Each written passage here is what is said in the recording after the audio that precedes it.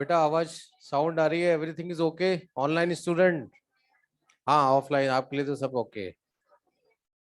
Yes, ठीक है, ठीक है।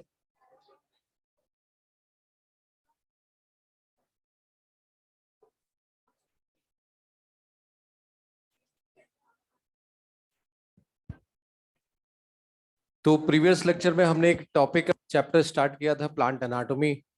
पढ़ा था ना बेटा? Very good. उसमें हम एक टिश्यू पढ़ रहे थे। कौन से टिश्यू थे बेटा? Meristematic tissue. तो मेरिस्टेमेटिक टिश्यूज जो होते हैं, हम उसको मेरिस्टेम भी बोल सकते हैं। ऐसे टिश्यू जिनकी सेल में कंटिन्यूसली क्या होता है? डिवीजन। ठीक है। इनके सारे करेक्टरिस्टिक फीचर्स हम पढ़ चुके हैं, उनको रिपीट करने की कोई जरूरत नहीं है। हम डिफरेंट टाइप्स या different kinds of meristematic tissue class में डिस्कस कर रहे थे। One type of classification of meristematic tissue on the basis of origin and development पढ़ा था बेटा। एंड सबसे पहला कौन सा मेरिस्टेम था? Pro meristem. इसको यहीं पढ़कर यहीं पर क्या करना था? फिनिश हो गया। इसके बाद कौन सा मेरिस्टेम था? Very good. प्राइमरी मेरिस्टेम को बनाने वाले कौन है? एंड प्राइमरी मेरिस्टेम डिविजिबल की कैपेसिटी होती है। इनसे क्या बनती है?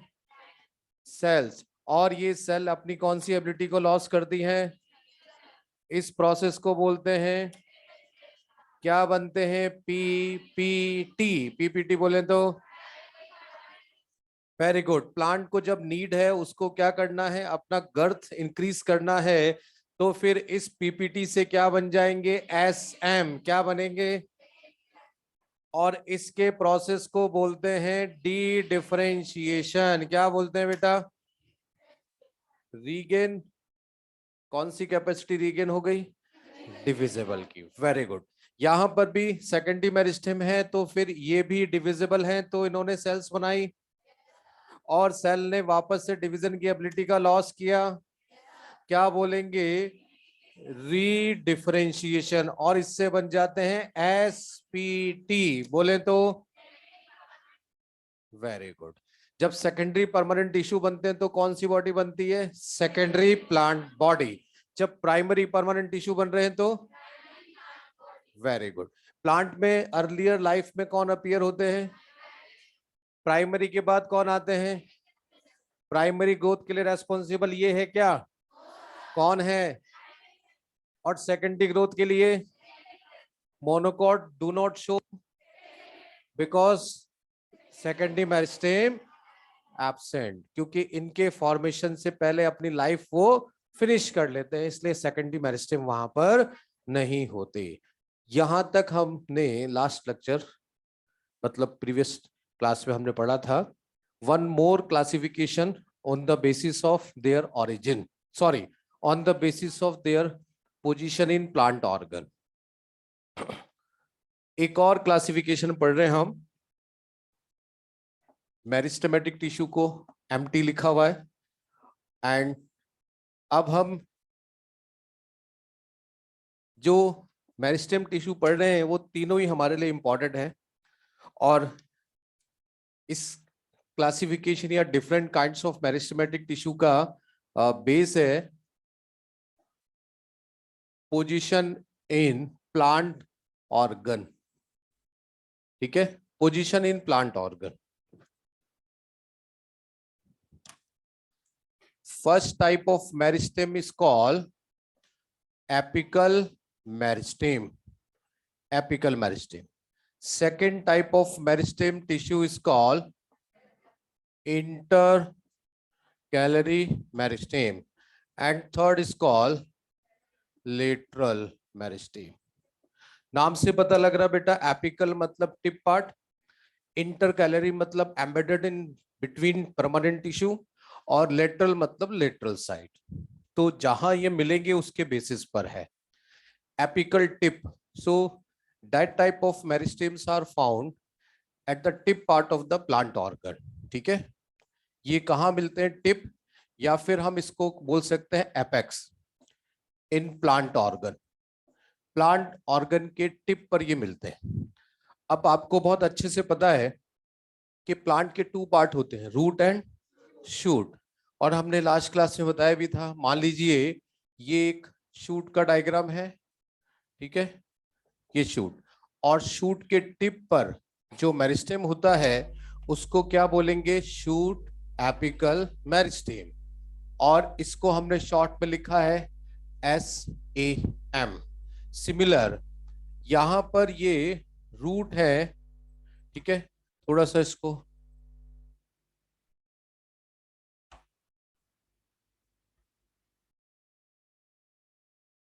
क्योंकि रूट के टिप पर एक कैप होती है, उसको बनाने के लिए स्पेस चाहिए है, आप देख सकते हैं यहाँ बेटा, और इसको नाम दिया है रूट एपिकल मेरिस्टेम। एक बन गया राम और एक बन गया, जमाना मॉडिफिकेशन का इसलिए शाम नहीं बोलेंगे, क्या बोलेंगे, सैम। दोनों क्या हैं, दोस्त हैं, दोनों क्या हैं, राम और श्याम की जोड़ी है। ये शूट की लेंथ इंक्रीज करेगा तो ये रूट की लेंथ इंक्रीज करेंगे, और लेंथ इंक्रीज करना कौन सी ग्रोथ, प्राइमरी ग्रोथ को करने वाले कौन, तो एपिकल मेरिस्टेम ओरिजिन डेवलपमेंट के बेसिस पर क्या है, प्राइमरी मेरिस्टेम, ठीक है। तो बहुत अच्छे से हमको पता है रूट के टिप पर कौन सा, root apical meristem, root apical meristem, और जिसको हमने प्यार से लिखा है राम। और इसका एक नाम और है, इसको लिख सकते हैं रूट अपेक्स, बालिकाओं लिख सकते हैं, लड़कियों रूट टिप भी लिख सकते हैं। वेरी गुड देवियों, सबको समझ में आ गया ना, देवियों, हाँ, आगे देखें। और इसके बाद आता है शूट, क्या आता है, शूट मत कर देना किसी को, मेरे भी कोई घर में है ना और 2 छोटे छोटे नन्हे हैं मुन्ने हैं, और शूट के टिप पर होगा शूट एपिकल मेरिस्टेम, क्या होगा बेटा, बोलो ना जल्दी से। अभी अभी आपने सेकंड टाइम ब्रेकफास्ट कर लिया है, एक और ब्रेकफास्ट से देखिए, सोचिए आप लंच कितनी बार करते हैं मुझे नहीं पता, 3 into 3 तो होता ही है। क्यों, घर बैठे बैठे हर घंटे में, हर 15 मिनट में पढ़ते पढ़ते बहुत सारी एनर्जी लॉस हो जाती है, तो सोचते हैं कुछ ना कुछ खाते जाए, है ना बेटा।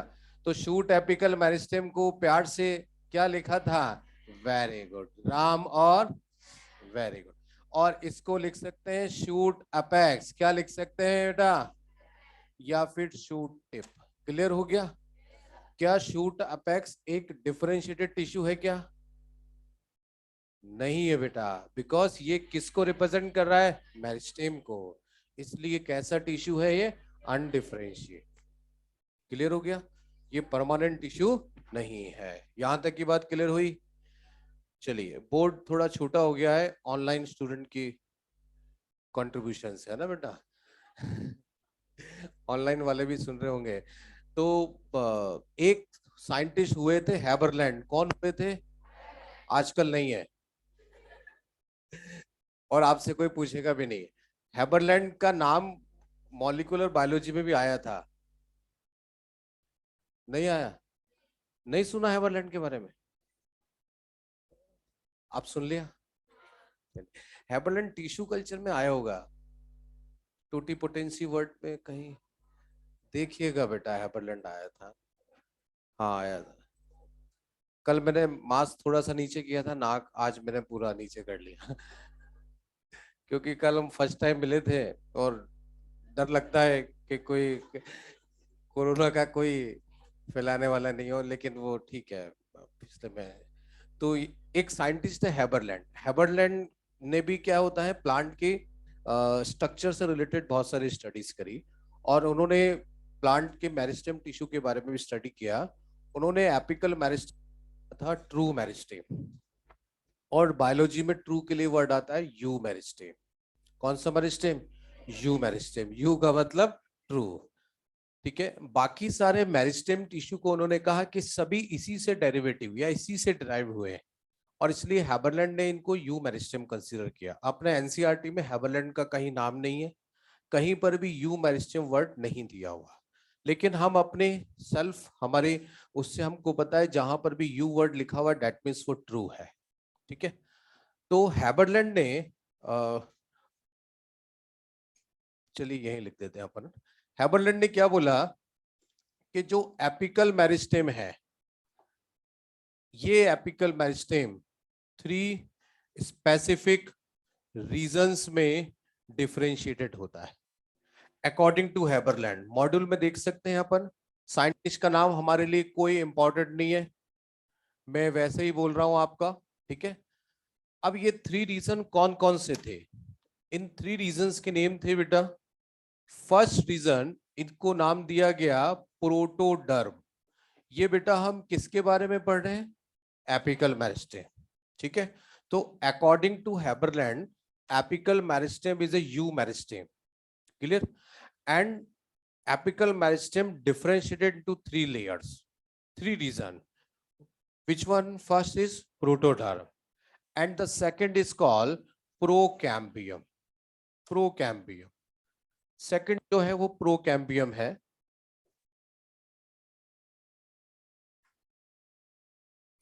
and the third, मेरे पास स्पेस कम है इसलिए मैंने थोड़ा सा है ना ऊपर नीचे लिख दिया।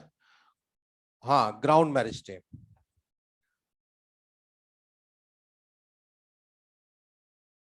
ग्राउंड मेरिस्टेम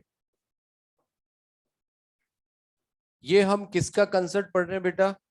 एपिक, ये पढ़ रहे हैं हम हैबरलैंड का।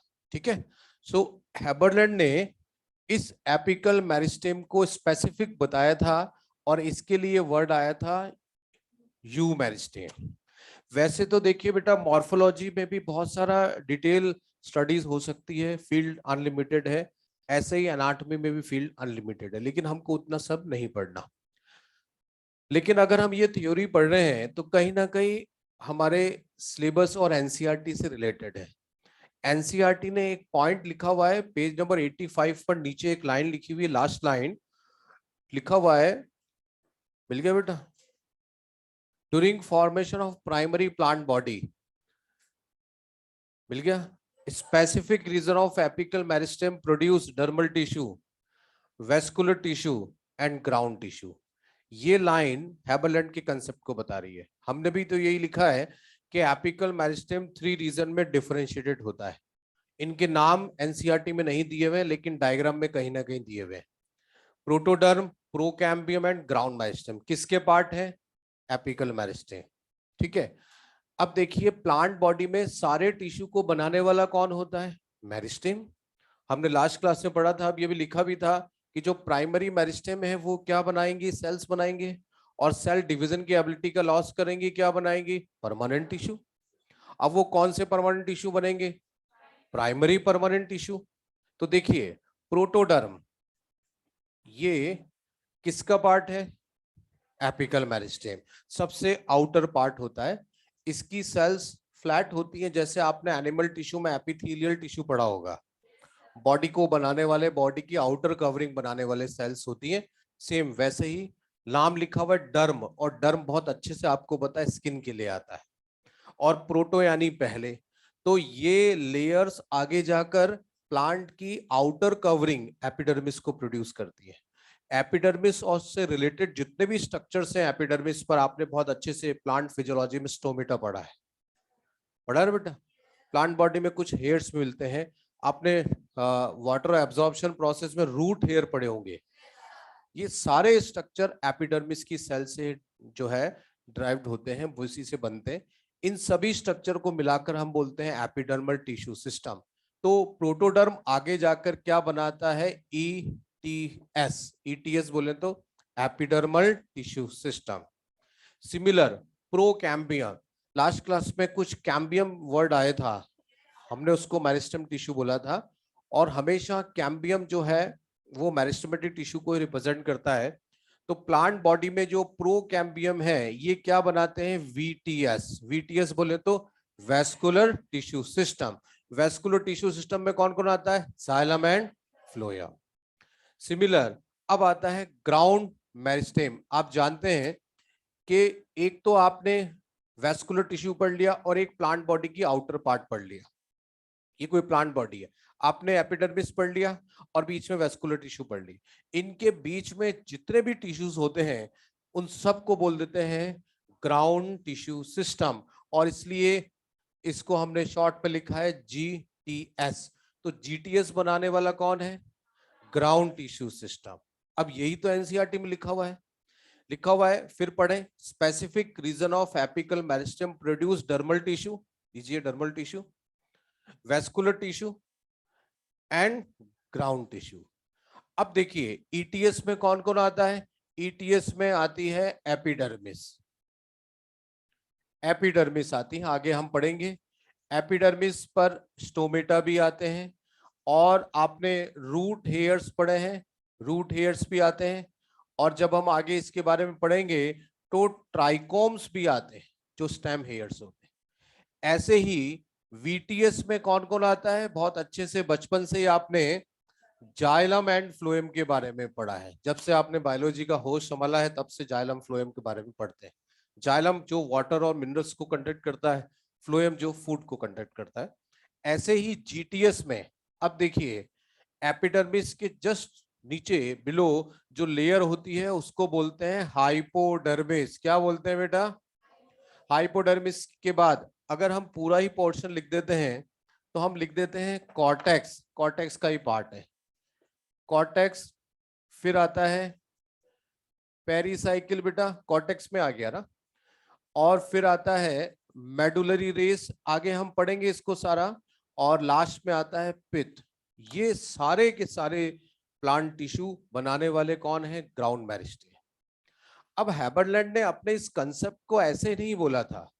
उन्होंने जब प्लांट का जो एपिकल मेरिस्टेम है उसका स्टडीज किया उन्होंने, तो उन्होंने देखा कि इस एपिकल मेरिस्टेम पर जो सबसे बाहर वाली सेल्स हैं, इन सेल्स को क्या बोला गया उन्होंने?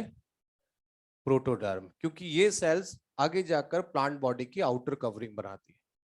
सिमिलर उन्होंने देखा कि बीच बीच में यहां पर कुछ लॉन्ग सेल्स हैं, लॉन्जिट्यूडनल इलोंगेटेड सेल्स होती है।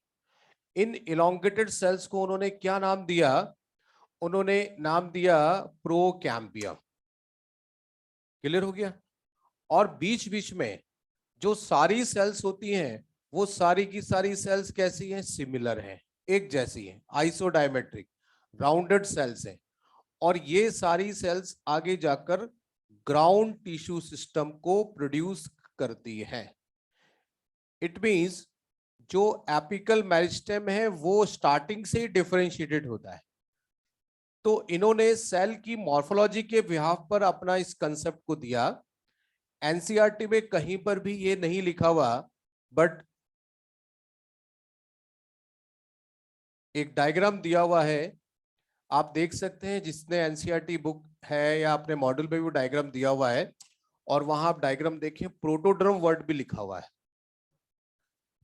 इसका मतलब कहीं ना कहीं ये डायरेक्टली एनसीईआरटी में नहीं है, लेकिन इनडायरेक्टली फॉर्म में है। अब देख सकते हैं आप कि जब मैं इस मेरिस्टेम टिश्यू का स्ट्रक्चर स्टडी किया तो ये वाली जो लेयर है उसको नाम दिया गया प्रोटोडर, प्रोटोडर।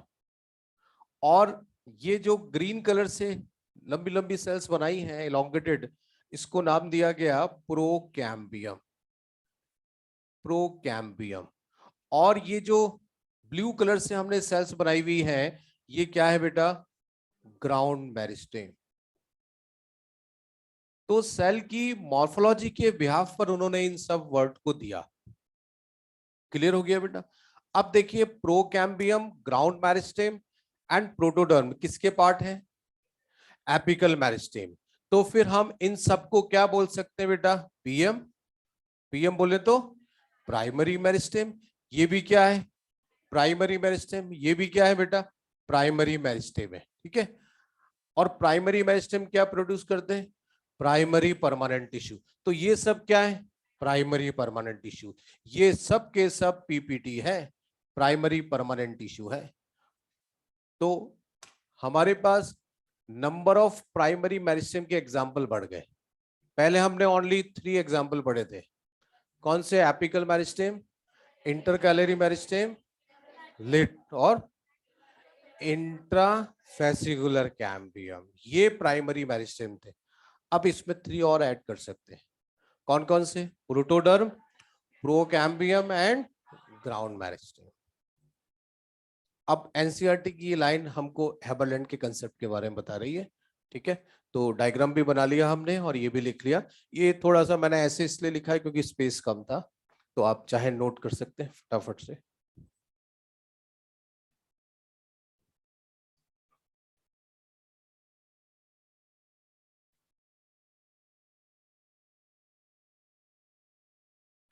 बोर्ड नहीं दिख रहा बेटा?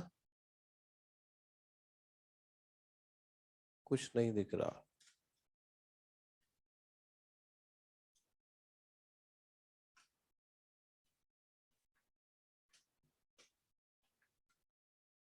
दिख रहा है बेटा? अब कोई बोल रहा दिख रहा है?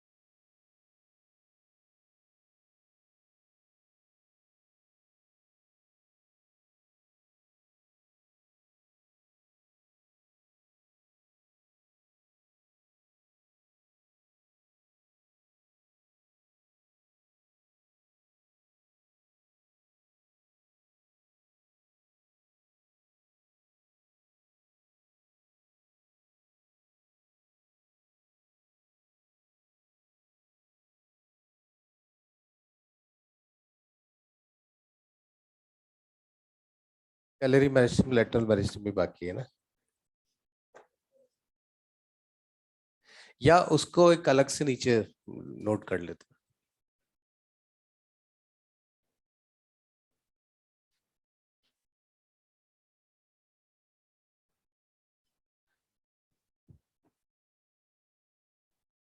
अब आता है इंटर कैलरी मैरिस्टम। हो गया बेटा?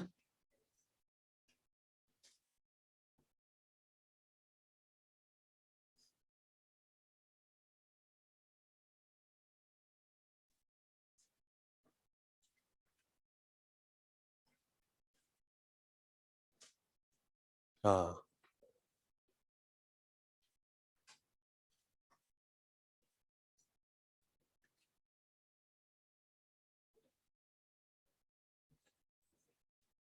स्क्रीन शेयर ऑफ करो, पहले स्क्रीन शेयर में जाओ। यहाँ से आओ ना। हाँ, यहाँ से वो स्क्रीन शेयर। हाँ, इस पे देखो ना।